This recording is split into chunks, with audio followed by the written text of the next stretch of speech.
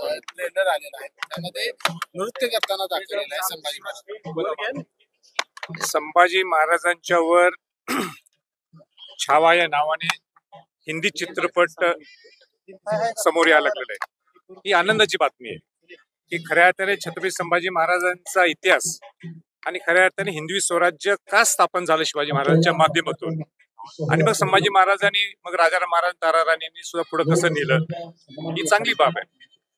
लक्ष्मण उतेकर हे जे डायरेक्टर आहेत यांची पूर्ण टीम मला भेटली होती मुंबईत, आणि मुंबईत भेटल्यानंतर त्यांनी मला हा जो क्लिप आहे ती क्लिप मला ती दाखवली होती. पण मी त्यांना सांगितलं होतं की मला पूर्ण चित्रपट हे पाहायला द्या, बघायला द्या. इतिहासकारांना मी तुम्हाला जोडून देतो, जेणेकरून कुठं काही चूक असेल किंवा कुठं काही दुरुस्ती असेल ती आपण तुम्हाला दुरुस्ती जर सांगितलं तर हा खऱ्या अर्थाने संभाजी महाराजांचा पिक्चर, संभाजी महाराजांची हा जे चित्रपट काढलेला आहे हा पूर्ण जगाभरात पोहोचू शकतो. पण त्यांच्याकडून अजून काही माझ्याकडे इतिहासकार मंडळीनं आम्हाला बोलवलं नाही की जेणेकरून आपण त्यांना ग्रीन सिग्नल देऊ शकतो. पण एकंदरीत जे तुम्हाला पाहायला मिळते त्याला काय म्हणतो आपण ट्रेलर मध्ये, की छत्रपती संभाजी महाराज लेझिम खेळताना किंवा लेझिम खेळत असताना डान्सच्या स्वरूपात खेळतात. तर लेझिम ही आपली सांस्कृतिक ठेवा आहे आणि लेझिम खेळणं काही चुकीचं नाहीये, पण ते गाण्याच्या स्वरूपात आपला आनंद उत्सव साजरा करत असताना हे सिनेमॅटिक लिबर्टी कितपत योग्य आहे कितपत योग्य नाही याच्यावर जरा चर्चा होणं गरजेचं. याच्यावर एक सगळ्यांनी विचार विनिमय करून सगळ्या इतिहासकारांनी ज्यांचा याच्यावर अभ्यास आहे त्या सगळ्या एकत्र बसणं गरजेचं आहे. आणि सिनेमॅटिक लिबर्टी कुठल्यापर्यंत आपण घेऊ शकतो, त्यांचा लेझिम खेळणं हे काही चुकीचं नाही, हे तर मी स्पष्ट म्हणतो. कारण ही आपली सांस्कृतिक ठेव आहे आणि आज अनेक वर्षापासूनची परंपरा आहे ती.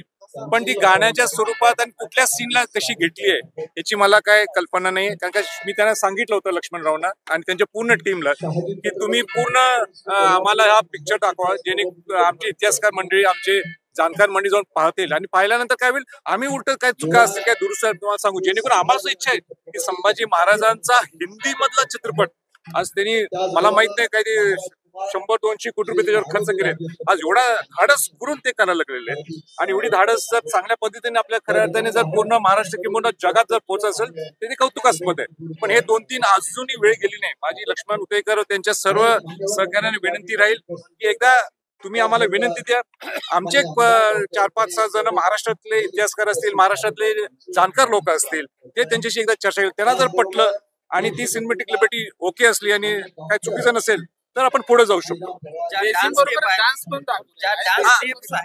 माझं म्हणणं आहे, लेझिम खेळणं हे काही चुकीचं नाहीये. लेझिम खेळणं कारण आपला तो सांस्कृतिक ठेवा आहे, पण त्याचबरोबर तो नृत्य डान्स, म्हणजे ज्याला इंग्लिशमध्ये आपण डान्स म्हणतो, ते गाण्याच्या स्वरूपात डान्स म्हणतो, ते कितपत लोकांना पटेल हा प्रश्नचिन्ह. त्याच्यासाठी बसणं गरजेचं आहे, त्यांच्याशी विचार विनिमय गरजेचं आहे. पण ओव्हरऑल त्यांनी मला जे एक हिंदवी स्वराज्याचं जो उद्देश आहे ते त्यांनी मला सांगितलं, त्यात मला काही चुकीचं वाटलं नाही. पण तरी त्यांना मी स्पष्ट सांगितलं होतं, आमचे लोक इतिहासकार किंवा जे जाणकार लोकांनी हे पाहणं गरजेचं आहे. मी त्यांची वाट पाहायला लागलेलो आहे, ते आपल्याला बोलवतील. एकदा बोलणं झालं, एकदा चर्चा झाली की त्यांना आपण सांगितलं की बाबा एकदम छान आहे, तर उलट चांगलं पिक्चर होईल, उलट चांगलं जे नुसतं देशात नाही जगात संभाजी महाराज पोहोचतील शिवाजी महाराजांच्या माध्यमातून. छत्रपती शिवाजी महाराज हिंदवी स्वराज्य स्थापन केलं आणि त्याच्यानंतर जर कोणी सांभाळलं असेल हिंदवी स्वराज्य ते छत्रपती संभाजी महाराज, छत्रपती राजाराम महाराज, छत्रपती ताराबाई राणी साहेब. कालावधी त्यामध्ये दाखवलेला आहे ते संभाजी महाराजांच्या राज्याभिषेक नंतरचा हा डान्स दाखवलाय. छत्रपती शिवरायांच्या निधनानंतर 9 महिन्यातच असा डान्स करू शकतो. म्हणून याच्यावर मी काही स्टेटमेंट करणं हे उचित नाहीये. माझी त्यांना विनंती आजही आहे, लक्ष्मण उतेकरांनी पूर्ण त्यांची लाईफ पण पूर्ण ह्या 2-3 वर्ष त्या पिक्चरसाठी दिलेले आहेत. तो मराठी माणूस आहे आणि म्हणून त्याला शिवाजी महाराजांचं नेमकं हिंदवी स्वराज्य कसं स्थापन झालं त्याला पूर्ण कल्पना आहे. त्यांच्या भावना सुद्धा मी त्या दिवशी बघितल्या आणि त्यांना मी हेच सांगितलं की अनेक गोष्टी त्याच्यात असू शकतात ज्याच्यात आपण दुरुस्ती करू शकतो, अजूनही वेळ हातात गेलेली नाही. माझी त्यांना विनंती परत राहील, एका प्रश्नावर काहीतरी मी स्टेटमेंट करणं ते बरोबर दिसणार नाही. कारण का चांगलं काम करत असताना कोणाचे पाय ओढणं हे माझ्या तत्वात नाहीये. म्हणून त्यांना सहकार्य करण्याची माझी भूमिका आहे. उलट आणि काही चांगलं त्याच्यात दुरुस्त करता येत असेल तर त्यांनी आम्हाला लवकरच्या लवकर सगळे आमच्या इतिहासकार असतील किंवा जाणकार लोक असतील, त्या विषयाचे माहितीगार असतील, यांना बोलवावं आणि मग त्यांना आम्ही दुरुस्ती सांगू, जेणेकरून हा पिक्चर चांगलं म्हणजे जे ते अपेक्षा करतात त्याच्या दुप्पट पट्टीने तो पूर्ण जगात पोहोचायला पाहिजे. लक्ष्मण उतेकरांची माझी पहिल्या दिवशी जेव्हा मला एक आठवड्याच्या अगोदर तिने मला स्क्रिप्ट दाखवली होती किंवा तिने मला थोडं सांगितलं होतं, त्यांना मी तेच सांगितलं होतं की तुम्ही हे सगळं करता, हे चांगली बाब आहे, तुमचं कौतुक आहे, तुम्ही धाडस करायला लागले, संभाजी महाराजांच्यावर पिक्चर काढायला लागले, पण हे करत असताना सुद्धा तुम्ही जाणकार लोक, इतिहासकार लोकांना हे दाखवावं अशी मी त्यांना विनंती केली. मी त्यांची वाट पाहत आहे. अजून त्यांच्याकडे काय रिपोर्ट, माझ्याकडनं काय रिस्पॉन्स त्यांच्याकडे आलेला नाही. निमित्तानं वाद निर्माण होताना पाहिलं, पुण्यामध्ये सुद्धा आंदोलन हे ते केलं जाते. या सगळ्यावरती आता कशा पद्धतीने नाही, माझी विनंती राहणार आहे डिरेक्टरना आणि त्यांच्या पूर्ण सगळ्या सिस्टमला की इतिहासकार आणि जाणकार लोकांना एकत्र आणावं. एक तर संभाजी महाराजांच्यावर तुम्ही पिक्चर काढताय हे धाडस आहे आणि ते धाडस